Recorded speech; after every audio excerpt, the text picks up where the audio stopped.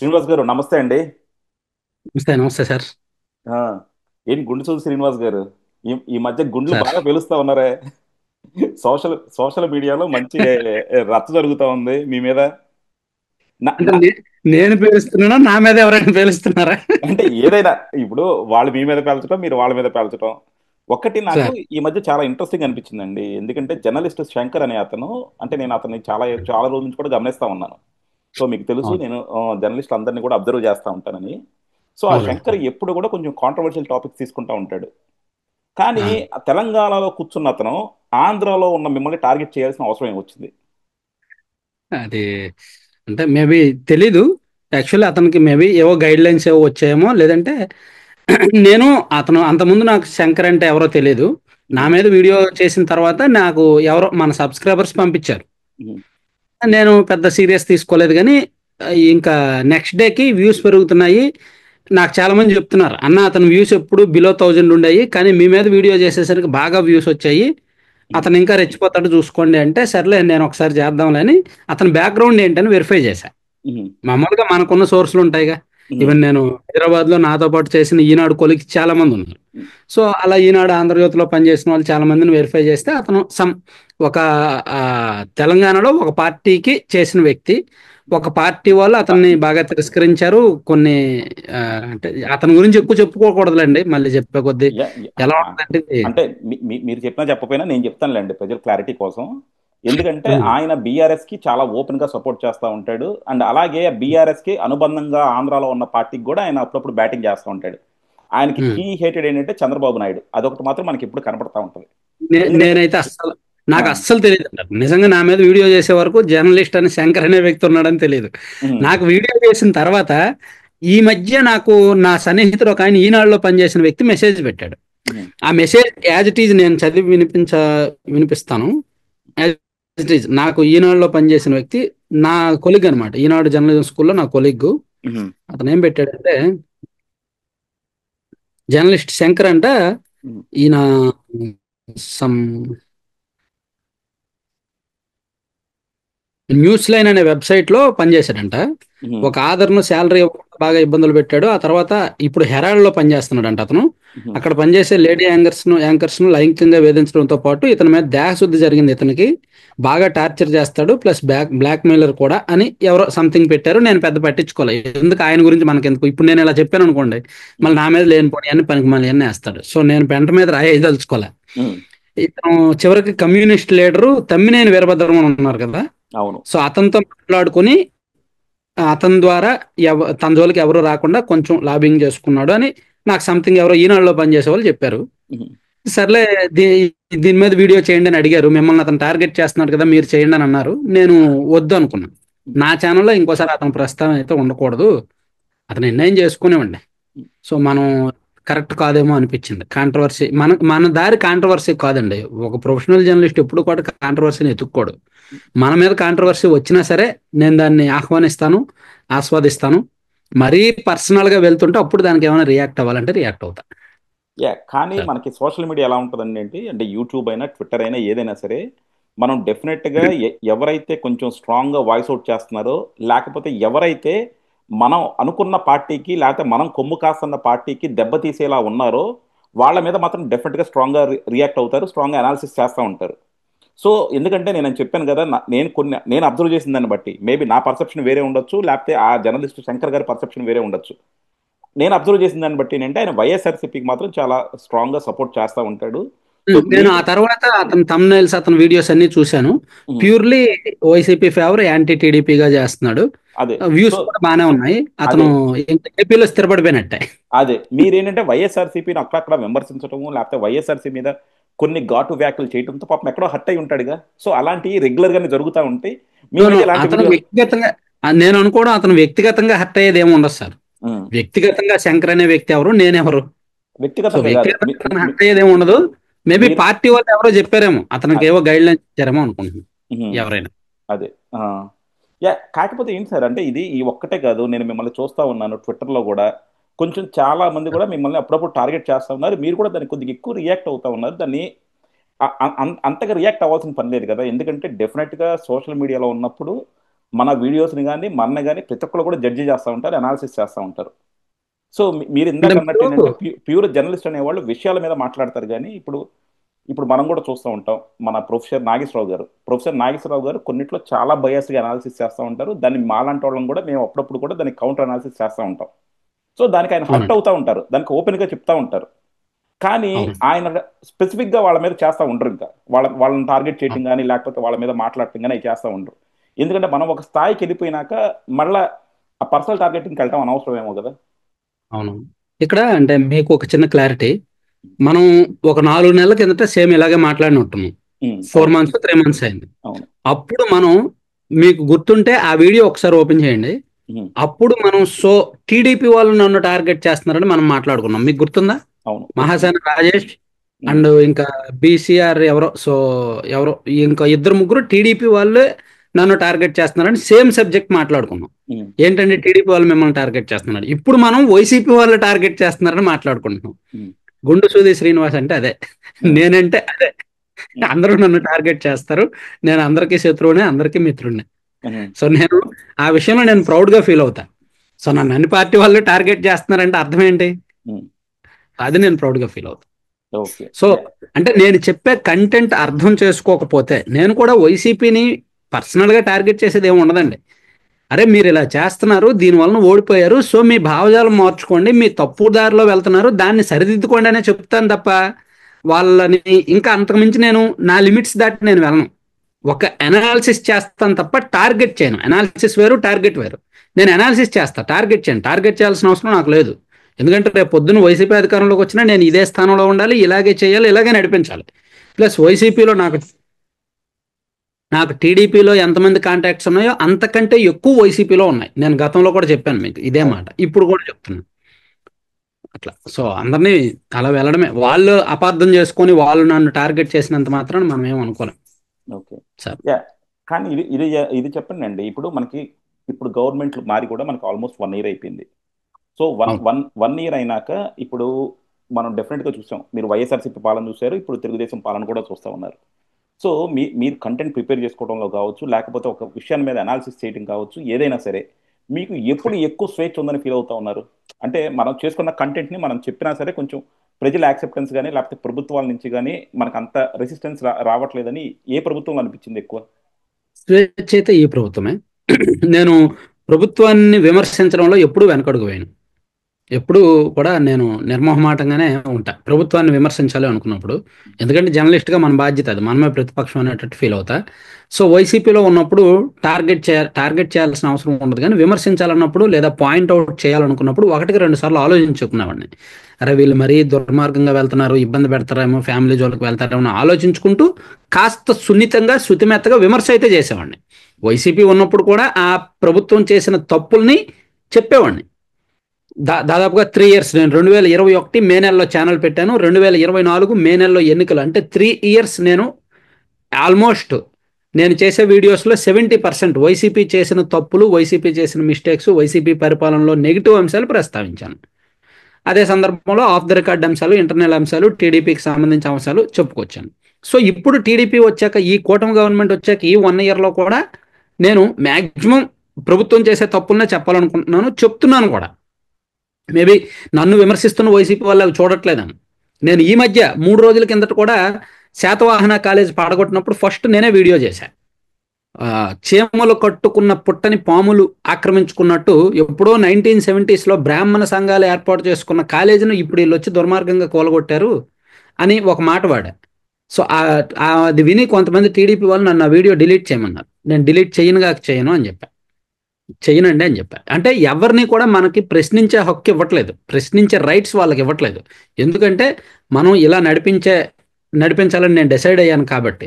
So అలాగే నారా లోకేష్ గారు mega DSC విషయంలో కొంత తప్పటడుగులు పడ్డాయి. అండ్ 10th క్లాస్ రీవాల్యుయేషన్కి ఇన్ని రావడం కూడా ఒక రకంగా తప్పటడుగే. సో మీ శాఖల్లో మీరు అనుకున్నంత, మీకు వచ్చినంత, మీరు ఆశిస్తున్నంత పాజిటివ్ రాలేదు, నెగిటివ్స్ ఎక్కువ కనిపిస్తున్నాయి అనేటట్టు కూడా నేను వీడియో చేశాను.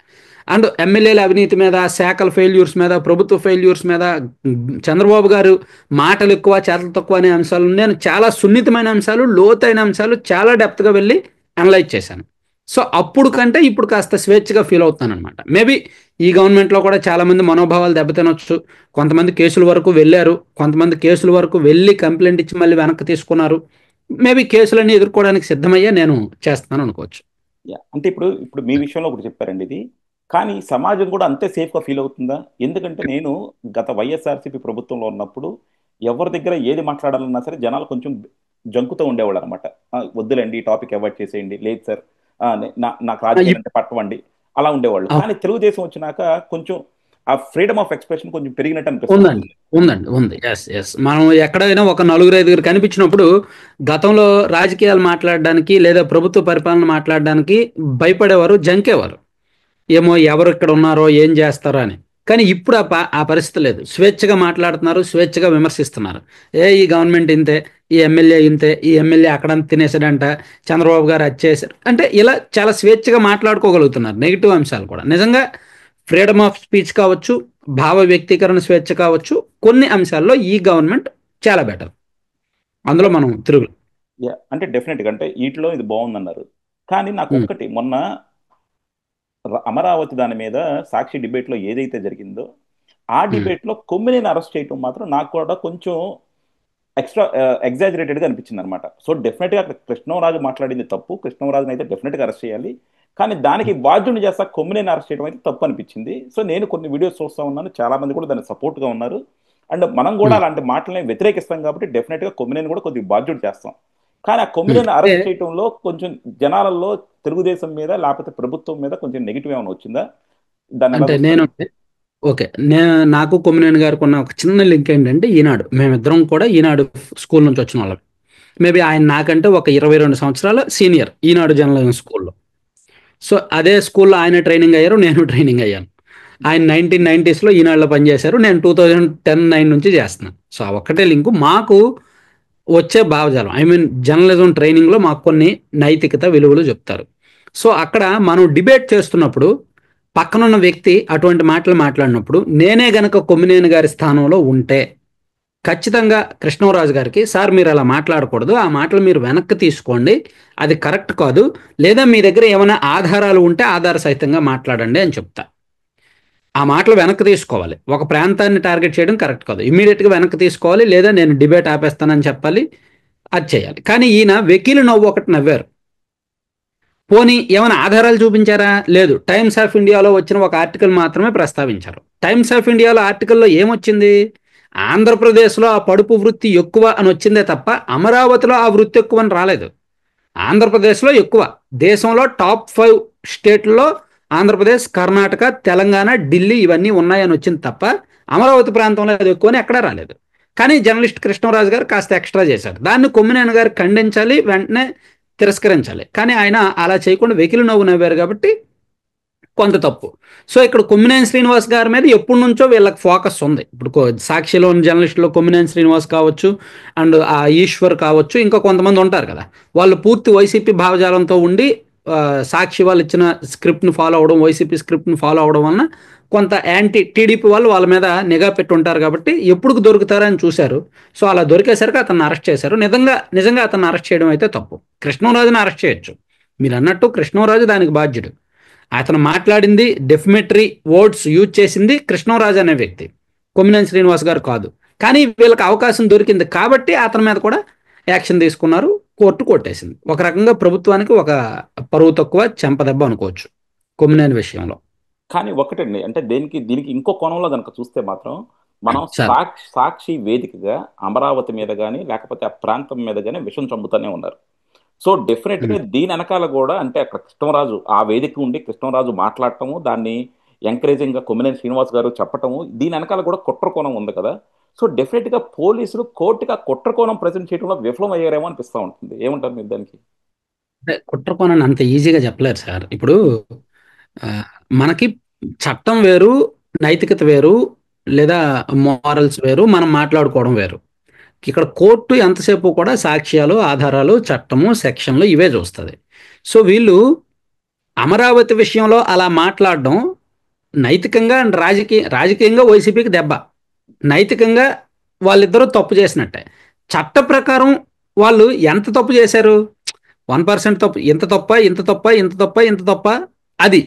సో అక్కడ దీనిలో కుట్ర కోణాన్ని కూడా వీళ్ళు ఏ రకంగా చెప్తారు? కుట్ర కోణం చెప్పాలి అంటే ఈ జర్నలిస్ట్ కృష్ణరాజు ఈ డిబేట్కి రావడానికి ముందు ఆయన ఎవరెవరితో మాట్లాడాడు, ఏదైనా వైసీపీ ఆఫీస్లో వైసీపీ నాయకుడితో ఏమైనా ఆయనతో మాట్లాడా, మాట్లాడిన ప్రూఫ్స్ ఉన్నాయా, రికార్డ్స్ ఉన్నాయా, అవన్నీ ఉంటే వీళ్ళు కోర్టుకు చూపించాలి. ఇదిగో ఈయన ఆ రోజు సాయంత్రం 7 గంటలకు డిబేట్కి వచ్చాడు, డిబేట్కి రావడానికి ఒక పూట ముందు వైసీపీ ఆఫీస్లో పలానా వ్యక్తులతో మాట్లాడాడు, ఇదిగో ఆయన కాల్ రికార్డ్స్, ఆయన సీసీటీవీ ఫుటేజ్, ఇదని కోర్టుకు చూపించాలి. అప్పుడు కోర్టులు కన్విన్స్ అయితే, అంటే ఆధారాలు ఉంటాయి. మరి సాక్ష్యం ఏంటి? ఎస్, ఇతను అదే మాట్లాడాడు, ఈయన వైసీపీ వాళ్ళని కలిశాడు అని కోర్టులకు కన్విన్స్ చేస్తే అప్పుడు కుట్ర కోణం బయటకు వస్తుంది. కానీ ఇక్కడ అంత స్కోప్ ఉండదు, అంత డెప్త్గా ఇన్వెస్టిగేట్ చేసే అవకాశం కూడా ఉండదు. అలా ఉండాలి అంటే ఇతన్ని కస్టడీలోకి తీసుకోవాలి అంటే ఈయన పెద్ద తీవ్రమైన నేరాభియోగాలు ఉండాలి. అంత తీవ్రమైన నేరాభియోగాలు ఏమున్నాయి ఇక్కడ? సో అందుకే ఇది అంత ఈజీగా తేలే కేసు కాదు, వదిలేస్తారు.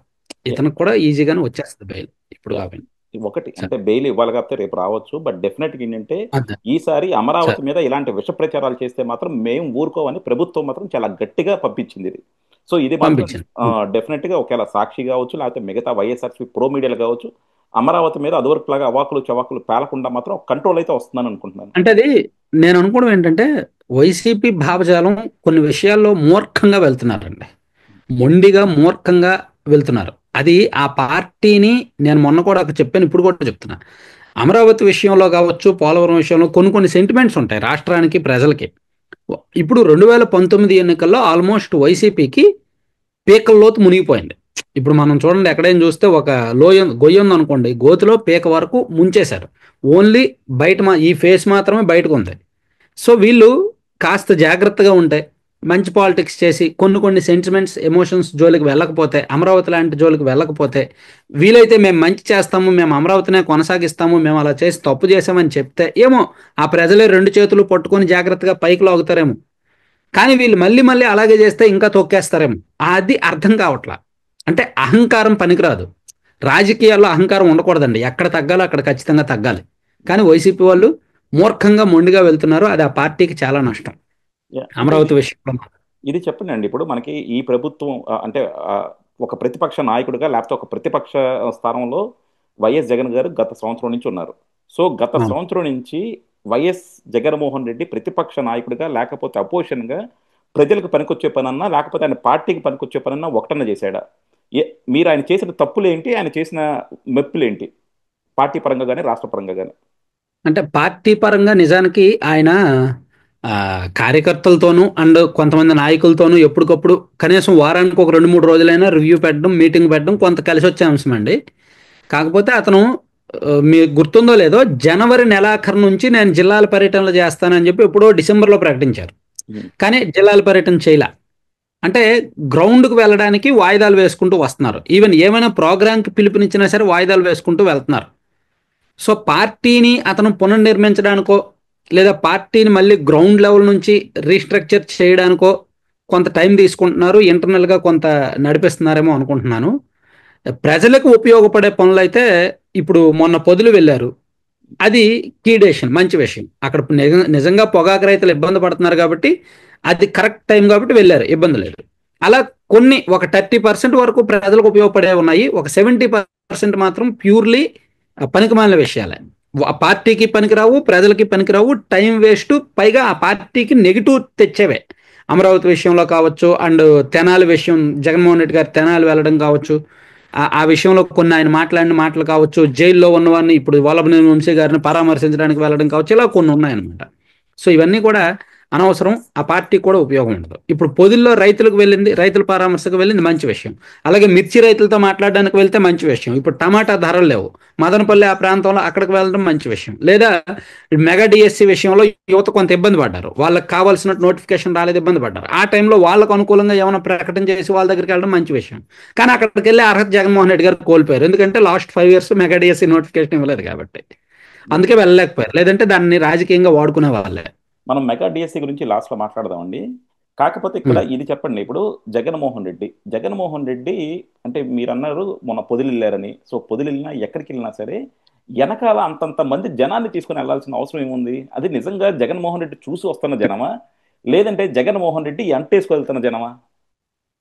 అంటే మీన్స్ నేను ఇక్కడ పొదిలి అయితే నాకు చాలా కరెక్ట్గా ఐడియా ఉంది. నేను చాలా మందితో మాట్లాడాను కూడా. ఆ ప్రాంతం అంతా కూడా వైసీపీకి స్ట్రాంగ్ బెల్ట్ అండి.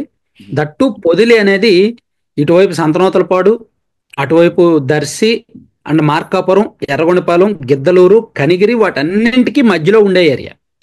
పొదిలి నుంచి గిద్దలూరు అయినా 50 కిలోమీటర్లు, ఎర్రగొండపాలెం అయినా 50 కిలోమీటర్లు, మార్కాపురం అయితే 30 కిలోమీటర్లు, కనిగిరి అయినా 40 కిలోమీటర్లు. అన్నిటికీ అది సెంటర్ అనమాట. సో అవన్నీ కూడా YCP strong belt. Strong Reddy and SC combination ఎక్కువ, సమ్ యాదవ్ కూడా. అంటే ఐ మీన్ మొదటి నుంచి వైసీపీకి స్ట్రాంగ్ బెల్ట్ కాబట్టి అక్కడ జనం వస్తారు. జనం రావడంలో ఆశ్చర్యం అవసరం లేదు. అయితే వీళ్ళు ప్లాన్ కూడా చేశారు. ఇదిగో జగన్మోహన్ రెడ్డి గారు వస్తున్నారు కాబట్టి జనాల్ని చూపించాలని ప్లాన్ చేశారు. నిజంగా ప్లాన్ చేయలేదు అనుకోండి, అంతమంది జనం రావాలి అనే పిలుపు ఇవ్వకపోతే వచ్చేవాళ్ళు కాదేమో. వీళ్ళు పిలుపునిచ్చారు, ప్లాన్ చేశారు, వాళ్ళు యాదృచ్ఛికంగా వచ్చారు అట్లా. సో దాన్ని మనం ఏది పెయిడ్ జనమను పేమెంట్ జనమను అనకూడదు. అండ్ అనంతపురం వెళ్ళారు కదా, రాప్తాడు దగ్గర అదే రామగిరి, అదైతే మాత్రం ప్రీ ప్లాన్డ్ గానే ప్లాన్ చేశారు. లేకపోతే ఒక హెలీప్యాడ్ దగ్గరికి వెళ్ళాల్సిన అంత అవసరం ఉండదు. అది కొన్ని చోట్ల ప్రీ ప్లాన్ చేస్తున్నారు, కొన్ని చోట్ల వస్తున్నారండి అట్లా. కాకపోతే జగన్మోహన్ రెడ్డి గారికి నేను ఎప్పుడు రాజకీయ స్ట్రాటజీస్ చూస్తా ఉన్నానండి. గత 5 సంవత్సరాల ప్రభుత్వంలో ఉన్నప్పుడు కావచ్చు, ఆయన పార్టీకి ఆయనకి నెగిటివ్ చేసేవి చాలా విషయాలు చేశారు. అలాగే ఇప్పుడు ప్రతిపక్షంలోకి వచ్చినా కూడా ఇప్పటికి కూడా ఆయన పందా మార్చుకున్నట్లేరు. ఎందుకంటే మీరు ఇందాక చెప్పారు, మొన్న అమరావతి దాన్ని సపోర్ట్ చేయడం కావచ్చు, అంటే కృష్ణరాజుని, కొమ్మినేని, జనరల్గా అదే చంద్రబాబు నాయుడు అనుకోండి, అలాంటి వ్యాఖ్యలు వస్తే వాళ్ళని వెంటనే కూడా సస్పెండ్ చేస్తారు. మనం కొన్ని విషయాల్లో కూడా చూసాం, ఆయన సొంత కార్యకర్తనే అరెస్ట్ చేశారు. సో అలా కనీసం ప్రజలకి ఆయన స్ట్రాంగ్ ఇమేజ్ ఇస్తున్నారు, ఇలాంటివి చేస్తే మేము సహించము అని. కానీ జగన్మోహన్ రెడ్డి చేయట్లేదు. అలాగే మొన్న తెనాలి వెళ్ళారు. తెనాలిలో అంటే ఒక గంజాయి వల్ల యువత ఎంత ఇదవుతున్నారో, అలాగే వాళ్ళ వల్ల మిగతా వాళ్ళు ఎంత ఇబ్బంది పడుతున్నారో మనందరం కూడా చూస్తా ఉన్నాం. అలాంటి ఒక వ్యక్తిని కూడా వెళ్ళి జగన్మోహన్ రెడ్డి పరామర్శించడం వల్ల నిజంగా జనాల్లో, అంటే ఎవరైతే ఒక సోషల్ రెస్పాన్సిబుల్గా ఉంటారో, లేకపోతే ఎవరైతే ప్రోగ్రెసివ్గా ఉంటారో వాళ్ళు అసలు జగన్మోహన్ రెడ్డి మళ్ళీ ఇంకోసారి అవకాశం ఇద్దామనే ఆలోచన వస్తుందంటారా వాళ్ళకి? రాదండి, రాదు. ఎలా వస్తుంది? మేబీ అంటే జగన్మోహన్ రెడ్డి గారు ఆయన నిర్ణయం తీసుకుంటున్నారో లేదంటే పక్కన ఎవరైనా సలహాలు ఇస్తున్నారో తెలియదు, కానీ కంప్లీట్గా రాంగ్ ట్రాక్. కంప్లీట్గా తీసుకుంటున్న నిర్ణయాలన్నీ కూడా సెల్ఫ్ గోల్సే. అసలు జగన్మోహన్ రెడ్డి గారు 2019లో అంతగా గెలిచి 2024లో ఇంత దారుణంగా ఓడిపోవడానికి సెల్ఫ్ గోల్సే కారణం. పోనీ విపక్షంలోకి వచ్చిన తర్వాత ఏమైనా కాస్త పాజిటివ్ పాలిటిక్స్ చేస్తున్నారా? పాజిటివ్ నెగిటివ్ రెండు ఉంటాయండి. నెగిటివ్ అనేది ఎప్పటికైనా మనిషిని కూల్చివేస్తుంది, కాల్చివేస్తుంది. పాజిటివ్ అనేది ఇప్పుడు కాకపోతే తర్వాత అయినా నిలబెడుతుంది. కానీ జగన్మోహన్ రెడ్డి గారు పాజిటివ్ వేలో వెళ్ళట్లా. ఈ మీరు చెప్పిన ఈ ఉదాహరణలు అన్నీ కూడా సెల్ఫ్ గోల్స్ అనమాట, పార్టీలో మిస్టేక్స్. ఈవెన్ ఇది జరిగిన తర్వాత నేను కొంతమంది వైసీపీ వాళ్ళతో మాట్లాడా, నేను ఆఫ్ ది రికార్డ్ చాలా మందితో మాట్లాడా. సిట్టింగ్ ఎమ్మెల్యేలు 11 మందిలో 2 మాట్లాడా. ఏమండి ఏంటి ఇలా అమరావతి విషయంలో అట్లీస్ట్ మీ పార్టీ తరపున ఎవరో ఒకరు మీరు ప్రెస్ మీట్ పెట్టైనా ఆ వ్యాఖ్యలకి పార్టీకి సంబంధం లేదు, అది అమరావతి ప్రాంత మనోభావాలు దెబ్బతింటే మేము బాధ్యత తీసుకుంటున్నాము, మేము క్షమించమని అడుగుతున్నాం, ఏదో చెప్పేయచ్చు కదండి, కాంట్రవర్సీ మీ పార్టీకి ఆ బురద అంటది కదా అన్న. మాకు పార్టీ నుంచి గైడ్ లైన్స్ రాలేదు అన్నారు. సరే, గైడ్ లైన్స్ ఇచ్చే వ్యక్తిని కూడా నేను అడిగాను, అంటే ఎవరైతే నెంబర్ 2లో ఉంటారో వాళ్ళని కూడా అడిగాను. అంటే నాకున్న రిలేషన్స్ పర్సనల్గా అలా ఉంటాయి అనమాట. నేను అడిగేసరికి ఏమో బ్రదర్ ఇది మాకు ఏం చెప్పలేదు, అయినా ఇప్పుడు మేము ఇవ్వాల్సిన అవసరం ఏముంది, సో ఇంకా ఇప్పటికిప్పుడు మాకు ఎలక్షన్స్ అవేమి లేవు కదా, పార్టీ పరంగా ఏమైనా డెసిషన్ తీసుకుంటే ఫ్యూచర్లో తీసుకుంటాము, ఇప్పుడు వచ్చిన డ్యామేజ్ని కంట్రోల్ చేసుకోవాల్సిన అవసరం కూడా లేదన్నట్టు ఆఫ్ ది రికార్డ్ కొన్ని చెప్పాల్సిన పాయింట్లు వాళ్ళ స్ట్రాటజీ వాళ్ళు చెప్పారు. దాంతో నాకు అర్థమైంది ఏంటంటే వీళ్ళు ఇంకా అదే అహంభావంలో ఉన్నారు, ఇంకా కిందకి దిగలేదు అని. అట్లా. సరే, ఇది వైఎస్ఆర్సీపీ సిచ్యువేషన్ అండి. తెలుగుదేశం చూద్దాం. తెలుగుదేశం ఇప్పుడు వచ్చి 1 year గవర్నెన్స్ అయింది. సో తెలుగుదేశంలో అంటే వాళ్ళు చేసిన ఒప్పులేంటి, వాళ్ళు చేసిన తప్పులేంటి 1 yearలో, అంటే మనం అబ్జర్వ్ చేసింది, మీరు అబ్జర్వ్ చేసింది? అంటే ఈ సంక్షేమ పథకాల విషయంలో కొంత బెటర్ అండి, ప్రయాసపడుతున్నారు, కష్టపడుతున్నారు, కానీ ఇస్తున్నారు. సో పథకాలని ప్లస్ అమరావతి పురోగతి తీసుకురావడం కొంత పాజిటివే, ఖచ్చితంగా దాన్ని అప్రిషియేట్ చేయాలి. అమరావతి పనులు ఒక క్లారిటీకి అయితే వచ్చింది, నిధులు తీసుకురావడం, టెండర్లు పిలవడం, ఒక డెడ్ లైన్ పెట్టడం అనేది మంచి విషయం. అండ్ పోలవరం విషయంలో కూడా కొంత బాగానే వెళ్తున్నారు. అండ్ పరిశ్రమల విషయంలో, పెట్టుబడుల విషయంలో ఒక ఆశావహ దృక్పథంతో అయితే వెళ్తున్నారు. ఈ విషయంలో మనం ప్రభుత్వాన్ని అప్రిషియేట్ చేయాలి. కాకపోతే పొలిటికల్ గవర్నెన్స్ అని చంద్రబాబు గారు పదే పదే చెప్తారు, కానీ అది జరగట్లా. పొలిటికల్ గవర్నెన్స్ అయితే జరగట్లేదు. పూర్తిగా కార్యకర్తల్లో ఉన్న అసంతృప్తి కావచ్చు, గ్రౌండ్ లెవెల్లో అంటే మా ఎమ్మెల్యే పని చేయట్లేదని కార్యకర్తలు అనుకుంటున్నారు. అసలు ప్రభుత్వం పనిచేయట్లేదు, పార్టీ పెద్దలు పనిచేయట్లేదు అని ఎమ్మెల్యేలు అనుకుంటున్నారు. అది కొంత ఇబ్బంది అనమాట. సో అంటే డెవలప్మెంట్ పరంగా, సంక్షేమ పరంగా పక్కన పెడితే వైసీపీ వాళ్ళతో ఇంటర్నల్ డీలింగ్స్ ఉన్నాయన్నమాట వాస్తవం. వైసీపీ వాళ్ళకి ఎక్కువ పనులు జరుగుతున్నాయి అనే మాట వాస్తవం. కరప్షన్ విచ్చలవిడిగా పెరిగింది. 2019 నుంచి 2024 మధ్య వైసీపీ ఎమ్మెల్యేలు చేసిన కరప్షన్ కంటే ఇప్పుడు ఎక్కువ ఉంది అనేది 100% వాస్తవం.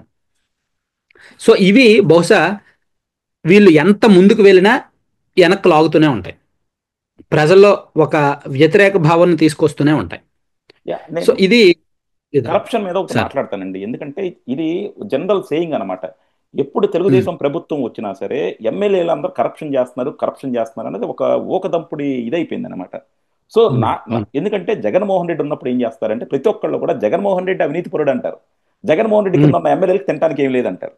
కానీ తెలుగుదేశం వస్తే మాత్రం చంద్రబాబు నాయుడు గొప్పోడే, లోకేష్ గొప్పోడే, కానీ ఎమ్మెల్యేలు అందరూ తప్పు చేస్తున్నారు అంటారు. ఇది ఒక నానుడు అయిపోయింది అసలు. లేదు, లాస్ట్ గవర్నమెంట్ లో ఈవెన్ ఎమ్మెల్యేలు కూడా తిన్నారుగా భూ కబ్జాలు. ఇప్పుడు భూములు చాలా వరకు చాలా నియోజకవర్గాల్లో భూ కబ్జాలు జరిగాయని, ఇసుక దాచుకున్నారని చాలా ఉంది కదా. అంటే సెంట్రలైజ్డ్ కరప్షన్ గ్రౌండ్ లెవెల్లో చిలక్కొట్టుడే. అంటే ఇసుక దందా ఒకటి తీసుకుందామండి. ఇసుక దందా ఈ రోజు ఫ్రీ ఇసుకుంది. ఎవరైనా సరే లారీ పెట్టుకుంటున్నారు. ఎందుకంటే నేను బిల్డర్ కాబట్టి నాకు అది తెలుసు. సో ఎవరు లారీ పెట్టుకున్నా సరే వాళ్ళు ఇసుక తీసుకెళ్తా ఉంటారు. సో ఇందులో ఏ ఎమ్మెల్యే అయినా చేసేది ఏముంది? వాళ్ళు కూడా ఏంటంటే ఒక లారీ పెట్టుకుని హైదరాబాద్ తీసుకెళ్ళి అమ్ముకుంటారు, బెంగళూరు సరే, తీసుకెళ్ళి ఇది అమ్ముకుంటారు. బేసిక్ చిన్న డౌట్. నేను ఒక ఉదాహరణ చెప్తాను. ఇసుక రీచ్లు ఉంటాయి కదా, ఆ రీచ్ లో రోజుకు ఒక 200, 300, 500 లారీలు వస్తాయి కదా. ఆ రీచ్ మెయింటెనెన్స్ కోసం టెండర్లు వేశారు, అవునా? నాకు లైవ్ ఎగ్జాంపుల్ ఏంటంటే సూళ్ళూరుపేట కాన్స్టిట్యున్సీ, అక్కడ రిజర్వ్డ్ నియోజకవర్గం. అది వేరే వాళ్ళు ఎవరో పెత్తనం చేస్తున్నారు ఆ నియోజకవర్గం. ఆ టెండర్ దక్కించుకోవడం కోసం వాళ్ళు అర్ధరాత్రి 12, 1 గంట వరకు కలెక్టరేట్లో లాబింగ్ చేసి, అది చేసి, ఇది చేసి, చాలా రచ్చ చేసి తీసుకున్నారు. అలాగే పెదకూరపాడు నియోజకవర్గం, అలాగే ఇంకా ఒక 7-8 నియోజకవర్గాలు నేను లైవ్గా చూసా. అంటే వాళ్ళు ఆ రీచ్ టెండర్ ఎందుకు దక్కించుకుంటారు? అంతంత డబ్బులు ఇచ్చి, అంతంత లంచాలు ఇచ్చి, అంతంత లాబింగ్లు చేసి. అక్కడే ఉంటుందన్నమాట. అక్కడ ఫ్రీ ఇసుక ఒక 20% వెళ్తే, కాంట్రాక్టర్లకో లేదంటే పెద్ద పెద్ద వాళ్ళకి వెళ్ళాల్సిన ఇసుక ఒక 80% వెళ్ళిపోద్ది. ఫ్రీ ఇసుక పేరుతో అనఫీషియల్గా, అనధికారికంగా తరలించేది ఎక్కువ ఉంటుంది. రీచ్ మొత్తం వీళ్ళ కంట్రోల్లో ఉంటుంది. అర్థమైంది కదా? ఇప్పుడు ఫ్రీ శాండే అయినప్పుడు అది కాంట్రాక్టర్ తీసుకుంటాడా, లేకపోతే నాలాంటోడు తీసుకుంటాడా, మీరు తీసుకుంటారనే దాంట్లో రాదు కదా. ఇంకా ఎవరైనా తోలుకెళ్ళచ్చు. ఎవరైనా తోలుకెళ్ళడం అంటే, సార్ ఇప్పుడు నాకు ట్రాక్టర్ ఉందండి, నేను నేరుగా వెళ్ళి రీచ్కి తోలుకుంటానంటే అవుద్దా? అవదు. అక్కడ ఎవరికైతే కాంట్రాక్టర్ ఉందో అతనికి చెప్పాలి, ఇదిగో నాకు కావాలి ఇసుక అంటే, అతను ఇసుక నిమిత్తం డబ్బులు తీసుకోడు, దాని తోలకం నిమిత్తం తీసుకుంటాడు. ఇదిగో లోడింగ్ ఒక 300 అవుద్ది, నీకు ఒక 10 కిలోమీటర్లు వెళ్ళాలి, నీకు 10 కిలోమీటర్లకు ఇంత అవుద్ది అని చెప్పి లోడింగ్కి, అన్లోడింగ్కి ప్లస్ ట్రాన్స్పోర్టేషన్కి తీసుకుంటాడు. ఇది చిలక్కొట్టు. దీనికి పెద్దగా ఎక్కువ ఖర్చు అవ్వదు, దీనికి పెద్దగా ఎక్కువ జేబులో డబ్బులు అవ్వవు. కానీ అక్కడ ఒక 100 క్యూబిక్ మీటర్లు వేసుకుందాం అనుకుందాం, అందులో ఎంత ఫ్రీగా ఇస్తారు? 100 క్యూబిక్ మీటర్లు ఫ్రీగా వెళ్దు, ఒక 20-30 క్యూబిక్ మీటర్లు ఫ్రీగా వెళ్తుంది. మిగిలిందంతా కూడా బయటకు అమ్ముకునేది ఉంటది. అంత ఫ్రీ ఇసుక అంతమందికి ఏం అవసరం ఉంటుంది సార్?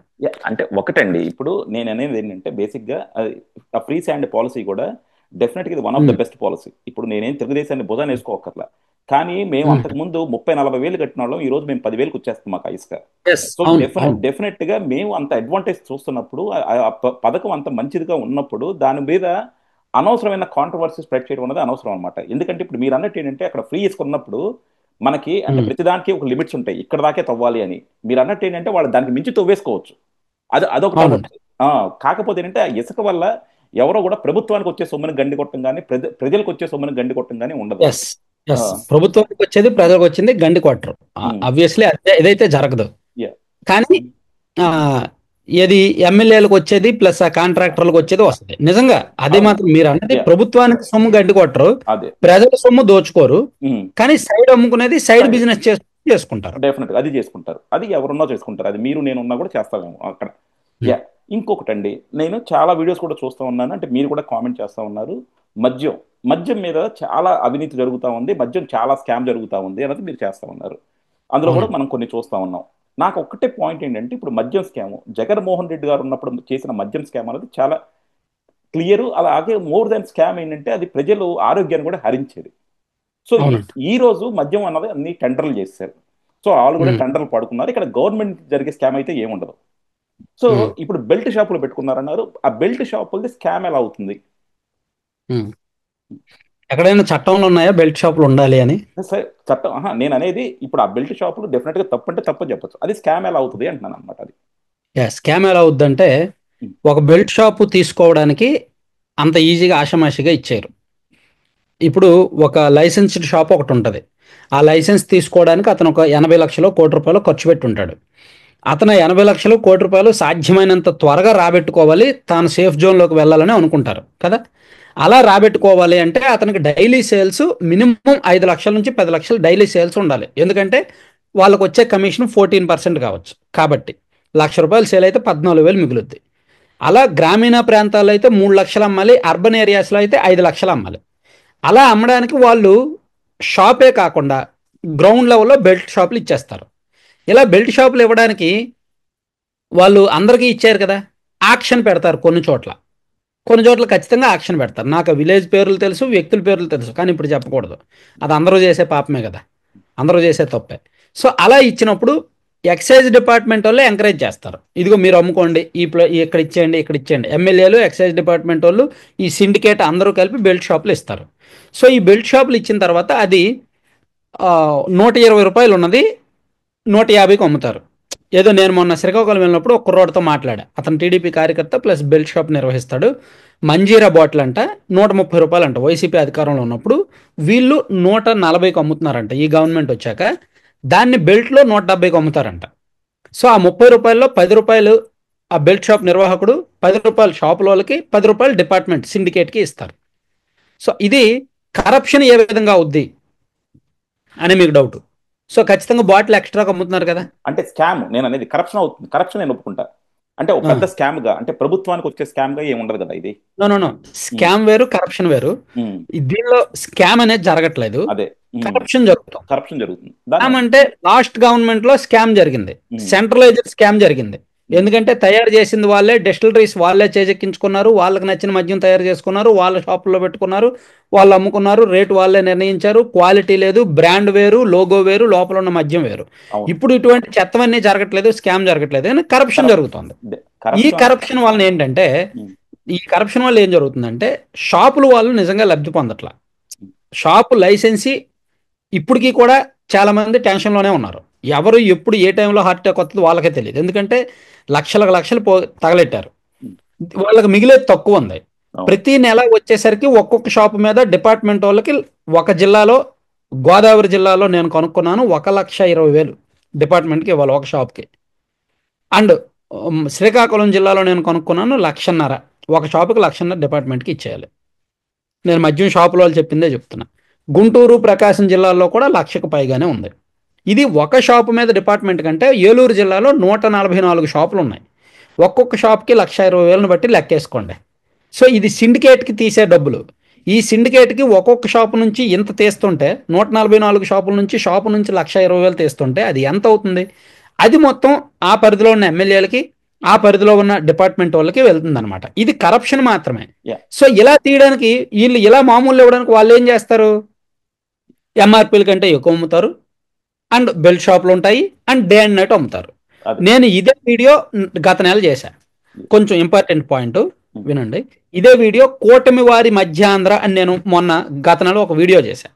ఆ వీడియోలో కొన్ని నేను ఆధారాలు కూడా పెట్టా. ఎంఆర్పీ కంటే ఎక్కువ అమ్ముతున్న ఆధారాలు పెట్టాను, బెల్ట్ షాపులు నిర్వహిస్తున్న ఆధారాలు పెట్టాను, ప్లస్ డే అండ్ నైట్ అమ్ముతున్న ఆధారాలు, మూడిటికి ఆధారాలు పెట్టాను. అలా పెట్టినందుకు డిపార్ట్మెంట్ వాళ్ళు బాగా హర్ట్ అయ్యారు, సిండికేట్ షాపుల వాళ్ళు హర్ట్ అయ్యారు. నా వీడియో వైరల్ అయింది, నా దగ్గరికి వచ్చారు మాట్లాడడానికి. నాకు కొంత ఆఫర్ కూడా చేశారు, భారీగానే ఆఫర్ చేశారు. నేను చెప్పాను, ఏమయ్యా షాపుల వాళ్ళు ఏం చెప్పారంటే, సార్ ఏది ముల్లెళ్ళు ఆకు మీద పడ్డా, ఆకు వచ్చి ముళ్ళు మీద పడ్డా మాకే నష్టం అండి, షాపులుగా మేము నష్టపోతాము. సో ఇప్పుడు వాళ్ళకందరికీ డిపార్ట్మెంట్ వాళ్ళకి మేము ఇంత ఇస్తున్నాము, మీకు కూడా ఏమైనా చెప్పండి, ఇచ్చేస్తామన్నారు. ఏమయ్యా మీరు ఆల్రెడీ నష్టాల్లో ఉన్నారన్నారు, మీకు నాకు ఇచ్చినా మీరు ప్రతి నెల తిట్టుకొని ఇస్తారు, నాకు అది అవసరం లేదు, ఎంఆర్పీకి అమ్ముకోండి, నేను మీ జోలికి రాను, మీరు నాకు ఇవ్వాల్సిన అవసరం లేదు.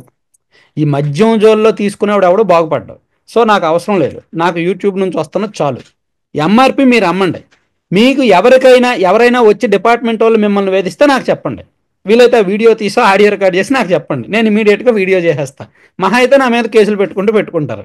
ఫైట్ చేద్దాం, మీతో నేను ఉంటా, ఫైట్ చేద్దాం, మీరు నిజాయితీగా వ్యాపారం చేయండి అన్న. లేదు సార్ అదంతా జరిగేది కాదు అన్నారు. అట్లీస్ట్ ఎంఆర్పీలకు అమ్మండి అని చెప్పా. నాకు తెలిసి అప్పటి నుంచి ఎంఆర్పీలు అమ్ముతున్నారు. కేవలం నా వీడియో ఎఫెక్టే రాష్ట్రంలో ఎంఆర్పీలకు అమ్మడం. అంటే నాకు ఇక్కడ ఒక చిన్న పాయింట్ అండి, కొద్ది కాంట్రవర్షియల్ పాయింట్ అనుకోండి.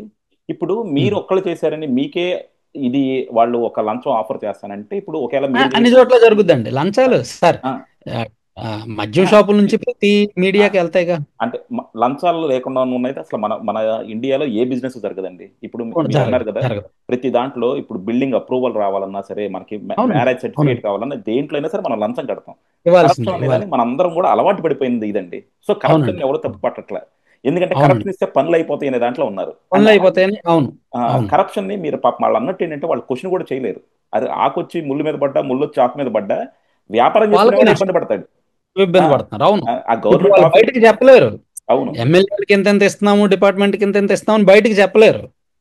నా దగ్గరకు వచ్చి ఏదో నేను ఇంకా ఓపెన్ గా మాట్లాడాను కాబట్టి ఇంకా చాలా ఎమోషనల్ గా చాలా చెప్పుకున్నారు. మేము ఎంత ఇవ్వాల్సి వస్తుందండి, మాకు కౌంటర్ ఎంత వస్తుంది, నెల వచ్చేసరికి మా సేల్ ఎంత ఉంది, కానీ మేము ఎంత తీయాల్సి వస్తుంది, ఇదంతా చెప్పుకున్నారు. సరేనయ్యా, మనం మీరు గవర్నమెంట్కి రిప్రజెంటేషన్ ఇవ్వండి, ఎంఆర్పీలకు మాత్రమే. ఎందుకంటే అంతిమంగా ప్రజలు గవర్నమెంట్ని తిట్టుకుంటారు కదా, ఎంఆర్పీ కంటే ఎక్కువ కొన్నప్పుడు. అది గవర్నమెంట్కి లాసే, ప్రజలకి లాసే. కాబట్టి నేను ఖచ్చితంగా రియాక్ట్ అవుతాను.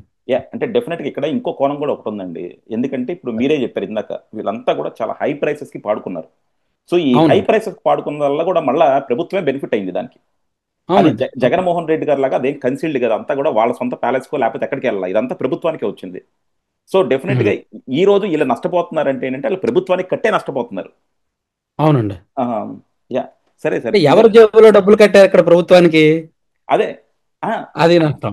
అవును, అంటే ఇప్పుడు వాళ్ళ జేబుల్లో కట్టారు, వాళ్ళు మళ్ళీ ప్రజల నుంచి తీసుకుంటున్నారు, అది వేరే విషయం. కాకపోతే ఏంటంటే ఇక్కడ డెఫినెట్ గా ఆ రోజు కన్నా ఈ రోజు చాలా మంచి మధ్యమే దొరుకుతుంది. అట్లీస్ట్ ప్రజల ఆరోగ్యాలు పాడవట్లేదు. అదొకటి చెప్పొచ్చాము మనం. అది ఏమో నేనైతే కన్ఫర్మ్ చేయలేను. మద్యం క్వాలిటీ కొన్ని బ్రాండ్లు మారాయంట, స్టిల్ కొన్ని మంజీరా ఒకటేను ఇంకొన్ని బ్రాండ్లు సేమ్ అయ్యే వస్తున్నాయి అంటున్నారు. చీప్ లిక్కర్ అన్నమాట. అదే మంచి బ్రాండ్లు ఉన్నప్పుడు వీళ్ళు కూడా వేరే బ్రాండ్లు కొనుక్కోవచ్చుగా. ఇంకొకటండి, అంటే పవన్ కళ్యాణ్ గారు అంటే ఇప్పుడు గత దీనిగా ఎస్పెషల్లీ పవన్ కళ్యాణ్ గారి మీద జనాలందరికీ కూడా చాలా ఎక్స్పెక్టేషన్స్ ఉన్నాయి. ఒకటి ఏంటంటే జన సైనికులకి పవన్ కళ్యాణ్ గారు ఈ వచ్చిన పవర్ని, ఈ 100% స్ట్రైక్ రేట్ని ఇంకా పార్టీ బలోపేతానికి ఎలా వాడుకుంటారు, అలాగే ప్రజల్ని జనసేన ఒక గట్టి ఫోర్స్ పాలిటిక్స్ అన్ని ప్రూవ్ చేయడానికి ఎలా ఉపయోగపడతారని చెప్పి చాలా మంది కూడా వెయిట్ చేస్తూ ఉన్నారు, ఎస్పెషల్లీ జన సైనికులు. వాళ్ళు ఎక్కడైనా సరే ఆశ ఫలించేటట్టు కనబడుతుంది అంటారా? అంటే పవన్ కళ్యాణ్ గారు మేబీ ఒక మంచి నటుడు, కానీ ఆయన కూడా ఒక పొలిటీషియన్. మనం అందరు పొలిటీషియన్స్ని ఎలా చూస్తామో ఆయన కూడా అలాగే చూడాలి. కాకపోతే పవన్ కళ్యాణ్ గారికి అందరికీ అభిమానులు ఉంటారు, పవన్ కళ్యాణ్ గారికి భక్తులు ఉన్నారు. అది ఆయనకు ప్లస్. ఆయన అంటే విపరీతంగా ఎమోషనల్గా ఓన్ చేసేసుకొని ఫీల్ అయ్యి పిచ్చెక్కిపోయే వాళ్ళు ఉన్నారు. సో ఆయన డెఫినెట్గా పాలిటిక్సే చేయాలి. ఆయన నాకు కొన్ని ఆలోచనలు ఉన్నాయి, నాకు కొన్ని ఆశయాలు ఉన్నాయి, నేను దాన్ని రుద్దుతాను అంటే ఒక పొలిటీషియన్ ఖచ్చితంగా కమర్షియలైజ్ రెగ్యులర్ పాలిటిక్సే చేయాలి. ఇప్పుడు మనం సినిమాలు తీసినప్పుడు సందేశాత్మక సినిమా తీస్తే అరే సినిమా బాగుందిరా అంటారు తప్ప మళ్ళీ రెండోసారి మూడోసారి వెళ్ళరు. సినిమా బాగుంది ఇంటికి ఓటీటీకి వచ్చినప్పుడు చూద్దాం అనుకుంటారు. అలాగే ఒక రాజకీయ నాయకుడు తన మైండ్లో ఉన్న రకరకాల ఆశయాలని, ఆలోచనల్ని జనాలకు చెప్పిన ఓట్ల రూపంలో రావు. అతను కూడా రెగ్యులర్ కమర్షియల్ పాలిటిక్స్ చేస్తే వస్తాయి. సో ఇప్పుడు పవన్ కళ్యాణ్ గారు 2024 ఎన్నికలతో అది బాగా తెలుసుకొని పొత్తు పెట్టుకొని గవర్నమెంట్లోకి వచ్చి భాగస్వామిగా ఉండి మంచి స్ట్రైక్ రేట్ సాధించి ఇప్పుడు డిప్యూటీ సీఎంగా ఉన్నారు. సో ఆయనకు కూడా కొన్ని పరిధులు ఉంటాయి. పూర్తిగా ఆయన ఐడియాలజీ రుద్దడానికి ఉండదు. ఆయన కూడా ఒక పరిమితి మేరకే పనిచేయాలి. మొదట్లో ఆయన మంత్రి అయిన కొత్తలో సీజ్ ద షిప్ అని కావచ్చు, సనాతన ధర్మం అని కావచ్చు, కొన్ని విషయాల్లో ఎక్కువ ప్రయారిటీ తీసుకున్నారు. ఆయన అతి చేశారు అనలేం, కానీ తన భుజాన్ని వేసుకునే ప్రయత్నం చేశారు. తను దాన్ని సాల్వ్ చేయడమో, లేదంటే కాంట్రవర్సీ చేయడమో, లేదా దాని ద్వారా వచ్చే రాజకీయ లబ్ధి తను పొందాలనో కొన్ని ప్రయత్నాలు అయితే చేశారు. దేనిలోనూ సక్సెస్ అవ్వాల. ఇప్పుడు అన్నీ ఆయనకే చుట్టుకున్నాయి. ఇప్పుడు ఎక్కడ ఏ హిందూ టెంపుల్ మీద దాడి జరిగినా, ఎక్కడ ఏ హిందూ మీద దాడి జరిగినా ఏడి సనాతన ధర్మ రక్షకుడు ఏడి అని చెప్పి పవన్ కళ్యాణ్ గారిని అడుగుతున్నారు. వైసీపీ వాళ్ళు కావచ్చు, సాధారణమైన వాళ్ళు కావచ్చు. సో అంటే గవర్నమెంట్ మొత్తం సిస్టమ్ మొత్తం ఆయన కంట్రోల్లో ఉంటే మేబీ ఆయన డెసిషన్స్ ఏమైనా అమలు చేయగలడేమో కదా. కాకపోతే ఆయన కూడా రొటీన్ పాలిటిక్స్ చేసుకుంటూ తన పార్టీ అయితే ఇక్కడ నష్టం ఏంటంటే అతని పార్టీ విషయంలో కూడా ఎక్కువగా ఇన్వాల్వ్ అవ్వట్లేదేమో అనిపిస్తుంది. పార్టీని కూడా ఒక లిమిట్స్లోనే ఉంది పార్టీ. ఆ జిల్లాలకు ఆ నియోజకవర్గాలకే పరిమితం అయ్యేలా ఉంది. ఎక్కడో శ్రీకాకుళం జిల్లాలోనో లేదంటే ఎక్కడో రాయలసీమ అనంతపురం చిత్తూరు లాంటి జిల్లాల్లోనో జనసేన పార్టీకి స్ట్రాంగ్ లీడర్షిప్ లేదు. ఇప్పుడు దాన్ని ఇంప్రూవ్ చేసుకునే అవకాశం ఉన్నా పెద్దగా ఫోకస్ పెట్టట్లేదు. మరి అది ఎందుకనేది ఆ పార్టీ వాళ్ళకే తెలియాలి. మొన్న కేకే సర్వేలో కూడా చెప్పినట్టు ఏంటంటే డెఫినెట్ గా పవన్ కళ్యాణ్ గారి పార్టీని స్ట్రక్చర్ గా ఇంప్రూవ్ చేసుకోవట్లేదు అన్నది చాలా తేటతెల్లంగా అవునండి. ఉంది. అర్థం అవును. ఆ, అంటే ఎందుకండి ఇప్పుడు బేసిక్ గా ఇప్పుడు పవన్ కళ్యాణ్ గారికి నిజంగా చూసుకుంటే ఇప్పుడు వాళ్ళ అన్నయ్యని కూడా తీసుకొచ్చి ఎమ్మెల్సీ చేసుకున్నారు. సో అవునండి. పార్టీ స్ట్రక్చర్ నింపుకోకుండా ప్రతి ఒక్కళ్ళు కూడా అధికారికంగా పదవి కావాలనే దాంట్లో ఎందుకు వచ్చేస్తున్నారు? అది అంటే మనం నేను అనుకోవడం ఉమ్, అంటే సింపుల్ ఆన్సర్. పవన్ కళ్యాణ్ గారు చాలా వ్యూహంతో ఉన్నారు. నెక్స్ట్ ఎలక్షన్ కూడా పొత్తుతోనే వెళ్ళాలని ఫిక్స్ అయిపోయారు. సో పొత్తుతో వెళ్తున్నప్పుడు ఇదే లిమిటేషన్స్ ఉంటాయి. మేబీ ఇప్పుడు 21 ఇప్పుడు 40 అవ్వచ్చు, 40 50 45 అవ్వచ్చు. కానీ కంప్లీట్గా 175 చోట్ల నాయకత్వం అవసరం లేదు. కొత్తగా నాయకత్వాన్ని పెంచే కొద్దీ అందులో డబ్బులు ఉన్న వాళ్ళు రావచ్చు, డబ్బులు లేని వాళ్ళు రావచ్చు, కొన్ని కొన్ని తప్పులు జరగవచ్చు, మిస్యూజ్ అవ్వచ్చు, స్ట్రక్చర్ మిస్లీడ్ అవ్వచ్చు, ఏదైనా జరగవచ్చు. అంటే ఇప్పుడు పవన్ కళ్యాణ్ గారికి ఆ అవసరం కనిపించలేదు. దరిదాపుల్లో అవసరం కనిపించలేదు. ఎప్పుడో ఒక 7 8 ఏళ్ల తర్వాత కదా, సో ఇప్పుడే ఎందుకు అనే ఆలోచనతో ఉన్నారేమో. అందుకే పార్టీ మీద పెద్దగా ఫోకస్ చేయకుండా నెక్స్ట్ ఎలక్షన్ కూడా మనం పొత్తులో వెళ్తాం కదా, సో అప్పుడు మనకు నాయకత్వం దొరుకుద్ది కదా అనే ఆలోచనలో ఉన్నారేమో అనిపిస్తుంది. ఇప్పుడు ఆ మధ్య వైసీపీలో ఉన్న లీడర్స్ని కొంతమందిని జాయిన్ చేసుకున్నారు. సామినేని ఉదయ్ భాను గారిని, బాలినేని సారీ శ్రీనివాస్ రెడ్డి గురించి బాలినేని గారిని, అండ్ కిలార్ వెంకటరాషయ్య గారిని ఎవరినో ఇలా కొంతమందిని జాయిన్ చేసుకున్నారు. ఆ తర్వాత కూడా ఆపేశారు ఇప్పుడు. సో అది ఇప్పుడు ఈవెన్ ఎమ్మెల్సీ ఆయన ఎవరు జయమంగళ వెంకటరమణ కూడా జాయిన్ చేసుకున్నారు. కానీ ఇప్పుడు ఆపేశారు. ఎందుకంటే ఇంకా ఎక్కువ మంది అయ్యే కొద్దీ నియోజకవర్గాల్లో గొడవలు అవుతాయి. ఇప్పుడు ఈ జాయిన్ అయిన వాళ్ళు ఊరుకోరుగా. ఆ నియోజకవర్గాల్లో ఖచ్చితంగా ఇష్యూస్. ఇప్పుడు ఒంగోలు బాలినేని జాయిన్ అయ్యారు, దామచర్ల జనార్దన్తో అవుతుంది ఇప్పుడు. అలాగే సామినేని ఉదయభవన్ జాయిన్ అయ్యాడు, అక్కడ ఆల్రెడీ కొంత జరుగుతుంది. అండ్ కైకులూరు. సో ఇప్పుడు జాయిన్ అయ్యే కొద్దీ ఇప్పుడున్న ఎమ్మెల్యేలకి జనసేనలో వచ్చిన వాళ్ళకి కొత్త పెంట. దాన్ని 3 సంవత్సరాలు 4 సంవత్సరాలు సాల్వ్ చేయడం కష్టం కొత్త తలనొప్పి. అదేదో ఎలక్షన్స్కి ఒక 1 ఇయర్ ముందో 6 నెలల ముందో జాయిన్ చేసుకున్నారు అనుకోండి, అవసరమైతే పొత్తులో భాగంగా వాళ్ళకి సీట్లు వస్తే ఆ సీట్లు వాళ్ళకి ఇస్తారు, లేదా వేరే లీడర్స్కి ఇస్తారు. ఈ తలనొప్పులన్నీ ఉండవు. పవన్ కళ్యాణ్ గారు ఎంతసేపు కూడా ఎక్కువ ప్రెజర్ తీసుకోవడానికి ఇష్టపడట్లేదేమో అనిపిస్తుంది. అది నిజం అండి. పవన్ కళ్యాణ్ గారికి ఏంటంటే కైండ్ ఆఫ్ టిపికల్ పొలిటీషియన్స్ లాగా మాత్రం చేయలేకపోతున్నారు. ఎస్. ఎందుకంటే వీళ్ళంతా ఇప్పుడు జగన్మోహన్ రెడ్డి గారు చూస్తున్నా, చంద్రబాబు నాయుడు గారు చూసుకున్నా ఏంటంటే అవును. కంప్లీట్ గా పొలిటికల్ నందు ఒక జాబ్ లా తీసుకున్నారు వాళ్ళు. సో అవును. పవన్ కళ్యాణ్ గారు 24/7 వాళ్ళు పాలిటిక్స్. యా సరే, ఇంకొకటండి లాస్ట్ పొలిటికల్ మీద ఒక క్వశ్చన్. ఇప్పుడు అమ్మ ఒడి తల్లికి వందనం అని చెప్పేసి ఈ ప్రోగ్రామ్ని మనం గత 2 రోజుల నుంచిగా చూస్తుంటే మాత్రం డెఫినెట్ గా వైల్డ్ ఫైర్ లాగా స్ప్రెడ్ అవుతా ఉంది. సో అవునండి. ఇన్నాళ్ళు తెలుగుదేశం మీద ఏదో చిన్న చిన్న అసంతృప్తి ఉన్నా సరే, అంటే ఏదన్నా వెల్ఫేర్ స్కీమ్స్ ఇవ్వట్లేదని, బట్ ఇదంతా కూడా దాన్ని ఓవర్ రూల్ చేసేసింది. కాకపోతే ఈ స్కీమ్లో చాలా తెలివిగా ఎక్కడ కూడా అంటే జనసేన కానీ లేకపోతే బీజేపీ కానీ హైలైట్ అవ్వకుండా అది తెలుగుదేశం వాళ్ళు చాలా తెలివిగా చేశారో అనిపిస్తుంది. ఎందుకంటే వీళ్ళు మేము అమ్మ ఒడి తల్లికి వందనం అనే దాని మీద ఎక్కడ కూడా పార్టీ సింబల్స్ వద్దనుకుంటున్నాము, ఇది మేము తల్లులకు ఇచ్చేదే, సో ఒక గౌరవంగా ఇద్దాం అనుకుంటున్నాము అని ఒక తెలివిగా చెప్పారు. కానీ సో దాని క్రెడిట్ అంతా కూడా అది చంద్రబాబు నాయుడు గారికి లోకేష్కి రావాలని చెప్పి మిగతాదంతా దాన్ని కవర్ చేయడానికి టాక్టిక్ ఏమనిపించింది? ఏమంటారు మీరు? నేను అబ్జర్వ్ చేయలేదండి.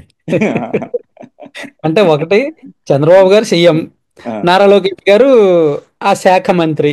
ఉమ్, సో క్రెడిట్స్ అన్ని వాళ్ళకే దక్కుతాయి.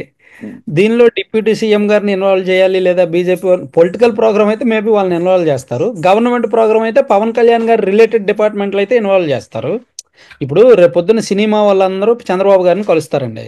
ఉమ్, అప్పుడు సినిమాటోగ్రఫీ శాఖ మంత్రి కందులు దుర్గేష్ గారు ఉంటారు, ఉమ్, పవన్ కళ్యాణ్ గారు ఉంటారు, సీఎం గారు ఉంటారు. అక్కడ లోకేష్ గారు ఉండాల్సిన అవసరం లేదు.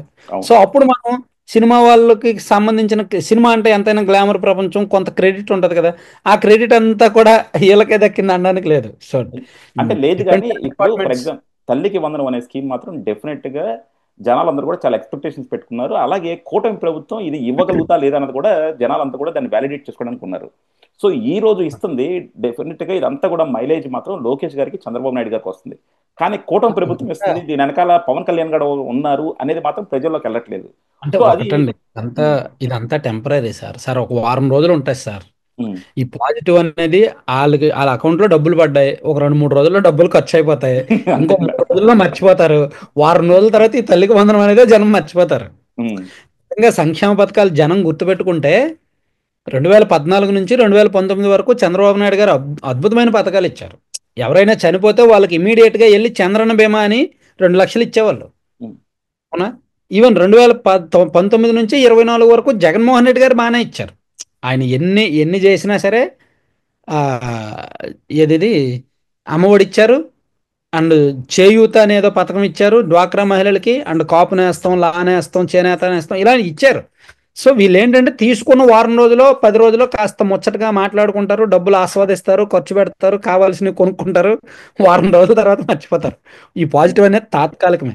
యా, అంటే జనం ₹1,00,000 ఇచ్చినా సరే, 15,000 కాదు, ₹1,00,000 ఇస్తే, 15,000 ఇస్తే వారం రోజులు, ₹1,00,000 ఇస్తే నెల రోజులు, అంతే. యా, అంటే వెల్ఫేర్ స్కీమ్స్ కి జనరల్ గా నేను అగేనిస్ట్ గానండి. కాకపోతే డెఫినెట్ గా తల్లికి వందనం కానీ లేకపోతే ఫీ రీయింబర్స్మెంట్ కానీ చాలా ఇంపార్టెంట్ స్కీమ్స్ అన్నమాట. సో అవును, అవి కంపల్సరీ కావాల్సిందే. కాకపోతే ఇప్పుడు అంటే జగన్మోహన్ రెడ్డి గారు అంతకు ముందు ఇచ్చిన దానికి ఇప్పుడు వీళ్ళు ఇచ్చిన దానికి చాలా వ్యత్యాసం ఉంది. ఆల్మోస్ట్ ఉందండి. ఎంతమంది పిల్లలు ఉంటే అంతమందికి ఇస్తున్నాం అన్నది మాత్రం సిగ్నిఫికెంట్ అమౌంట్. సో నాకు ఎప్పుడు ఖచ్చితంగా నేను చాలా వీడియో చూస్తానండి. ఉహు, ఒకే ఇంట్లో 4 పిల్లలు. ఇందాక నేను వీడియో చేసా, ఒక ముస్లిం ఫ్యామిలీ, ఉహు, 12 మంది పిల్లలంట వాళ్ళ ఇంట్లో, ఉహు, 1,56,000 ఎంతో పడిందంటండి. ఉహు, చాలా ముచ్చటేసింది. ఒక ఇంట్లో ₹1,56,000 అమౌంట్ పడి, మామూలు నలుగురు చదువుతున్నారు, నలుగురికి కూడా 52,000 ఎంతో పడిందంట. ఇలా కొన్ని కొన్ని ఎగ్జాంపుల్స్. గత ప్రభుత్వం ఉన్నప్పుడు వాళ్ళకి 13,000, కానీ ఇప్పుడు 52,000. ఉహు. సో ఇది ఖచ్చితంగా చాలా మందిలో ఒక పాజిటివ్ వేవ్ వైబ్రేషన్ తీసుకొచ్చింది. కానీ తాత్కాలికమే నేనంట. యా, మంచిదే.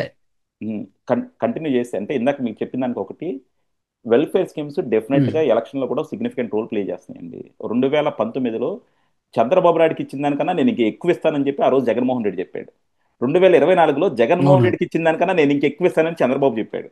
సో మిగతా ఫ్యాక్టర్స్ కూడా ఎంత అనేది 2029లో జగన్మోహన్ రెడ్డి గారు అదే చెప్తారు. అదే చెప్తారు, అదే అంటున్నాను. So 2029 compulsory. జగన్మోహన్ రెడ్డి గారు అదే. ఇప్పుడు చంద్రబాబు గారు 4,000 పెన్షన్ ఇస్తున్నారు సార్. చంద్రబాబు గారు ఇప్పుడు 4,000 పెన్షన్ ఇస్తున్నారు. మేబీ ఎలక్షన్ టైంకి దాన్ని 5,000కి తీసుకెళ్తారు. జగన్మోహన్ రెడ్డి గారు 6,000 చేస్తానంటారు, లేదా 7,000 చేస్తానంటారు. అదే. అలాగే అమ్మఒడి మేబీ నాకు తెలిసి చంద్రబాబు గారే ఎన్నికలకు ముందు 20,000 వేసేస్తారు. ఎందుకంటే చంద్రబాబు నాయుడు గారు ఎదుటి వాళ్ళకి అవకాశం ఇచ్చారు కాదు. ఎన్నికల ఏడాదికి 20,000 చేసేస్తారు ఈ తల్లికి వందనం. సో అప్పుడు జగన్మోహన్ రెడ్డి గారు ఇంకో 2,000, 3,000 పెంచిస్తామంటారు. లేదు, అంటే ఆయన ఇది 6 నెలలకు అలవాటు ఒకసారి అయిపోయిందండి. 6 వాళ్ళు నెలలకు 10 ఒకసారి రన్లు ఇస్తా కొట్టారు, అంటారు. మేము 10 కొడతాం. అదే, ఆయన 6 నెలలకు ఒకసారి ఇస్తా అంటాడు అలా తల్లికి అన్నా వందనం. అంతే అంతే, అదే సార్. ఏంటండి సార్ ఈ మధ్య గుండు సుధీర్ శ్రీనివాస్ గారు పాలిటిక్స్ ఒకటే కాదు, ఈ మధ్య సినిమాలు కూడా విరివిగా రివ్యూలు ఇస్తున్నారు ఏంటి? అంటే నాకు సినిమాలో విపరీతమైన పిచ్చండి. ఆ, నేను పాలిటిక్స్ కంటే సినిమాల గురించి ఎక్కువ మాట్లాడతా, ఎక్కువ చెప్పగలను. అవునా? నాకు చిన్న సినిమాలు విపరీతంగా చూసేవాడు. ఓకే. ఆల్మోస్ట్ ఒకనొక దశలో అయితే ఉమ్, ఏ సినిమా కూడా వదిలేవాడిని కాదు. రిలీజ్ అయిన ప్రతి సినిమాకి వెళ్ళిపోయేవాడిని ఏదో ఒక టైంలో. ఆ, అంటే నాకు సినీ రంగంతో కూడా బాగానే టచ్లు ఉన్నాయి, అవునా? బాగానే పరిచయం అయ్యి రివ్యూస్ అయి రాస్తుంటా. కొంతమంది డైరెక్టర్స్తో పరిచయాలు ఉన్నాయి. స్టోరీస్ రాసేవాడిని, స్టోరీస్ చెప్పాను, కొన్ని కొన్ని వెళ్ళాయి, చాలా కథలు ఉన్నాయి కొన్ని. అవునా? అంతేనా? లేకపోతే ఏంటంటే మీది కూడా అంటే ఇప్పుడు one of the popular channel ఆంధ్రాలో కాబట్టి మేబీ మన పిఆర్ వాళ్ళు మిమ్మల్ని కూడా అప్రోచ్ అయ్యి మా సినిమాలకు కూడా పాజిటివ్ అసలు రివ్యూస్ ఇవ్వండి. అది నాకు ఉంటదనే తెలియదండి. ఆ పిఆర్ఓ వ్యవస్థ ఉంటుందని తెలుసు, కానీ మన వరకు వాళ్ళు కాదు. ఓకే. నేను ముఖ్యంగా చెప్పాల్సింది చెప్పుకెళ్ళిపోతా రివ్యూస్ విషయంలో. ఓకే. యా, కాకపోతే ఒకటి అప్రిషియేట్ చేయొచ్చు ఏంటంటే నాకు చాలా మంది మీద కంప్లైంట్ ఏంటంటే మనం ఉమ్, సినిమాని ఏదో విమర్శించాలని చెప్పి రివ్యూలు ఇస్తూ ఉంటారనమాట. బట్ మీ రివ్యూస్ మాత్రం నిజంగా చాలా స్టోరీ ఓరియంటెడ్ గాను సినిమా ఓరియంటెడ్గా ఉంటున్నాయి. సో నేను కొన్ని ఉమ్, రివ్యూస్ చూశాను. సో డెఫినెట్గా కూడా చాలా పాజిటివ్గా ఉన్నాయి. ఎందుకంటే సినిమా ఇండస్ట్రీని మన వాళ్ళు మాత్రం ఈ సోషల్ మీడియా వచ్చినాక నిజంగా చంపేస్తున్నారు. అసలు ఫస్ట్ డే ఆడు చెప్పిన రివ్యూ చూసి మనం తర్వాత కనుక సినిమా చూస్తే అసలు ఎంత బాగుంటుందో అనిపిస్తుంది అనమాట. అంత నెగిటివ్గా తయ్యారే మన అవును, రివ్యూవర్స్. సో వాటిలో మాత్రం మీది మంచి రిలీఫ్ అని చెప్పొచ్చు. అవును. యా. మ్మ్. కావాలంటే అంటే యాడ్స్ ఇప్పుడు కొన్ని కొన్ని పాపులర్ సైట్లు ఉన్నాయండి. ఆ ప్రొడ్యూసర్ యాడ్ ఇవ్వకపోతేనో, లేదంటే వాళ్ళతో లాబింగ్ మెయింటెనెన్స్ చేయకపోతేనో, పిఆర్ఓ పబ్లిక్ రిలేషన్స్ మెయింటైన్ చేయకపోతే, వాడిని ఇంటికి పిలవకపోతే, వాడిని గౌరవించకపోతే ఒక నెగిటివ్ రివ్యూ రాయాలని కొంతమందికి ఉంటాయి. మ్మ్. ఆ సినీ రంగంలో సో కాల్డ్ జర్నలిస్టులు కొంతమంది ఉన్నారు. వాళ్ళ చేతుల్లోనే వీళ్ళు బందీలు అయిపోతున్నారు. అవును. ఇప్పుడు మాలాంటి వాళ్ళు మేము ఎక్కడో ఉమ్. నాకున్న పిచ్చి కొద్దీ నాకున్న ఇంట్రెస్ట్ కొద్దీ నేను రివ్యూలు చెప్తా. మన వ్యూయర్స్ బేస్ చేసుకొని నేను చెప్తుంటాను అనమాట. అది యా. ఓకే అండి. అంతెందుకు నేను ఎంత పిచ్చి అంటే ఇప్పుడు భైరవం సినిమా అందరికీ మే 30వ తేదీని చూసుంటారు. నేను 2024లో ఒరిజినల్ గరుడని చూసా.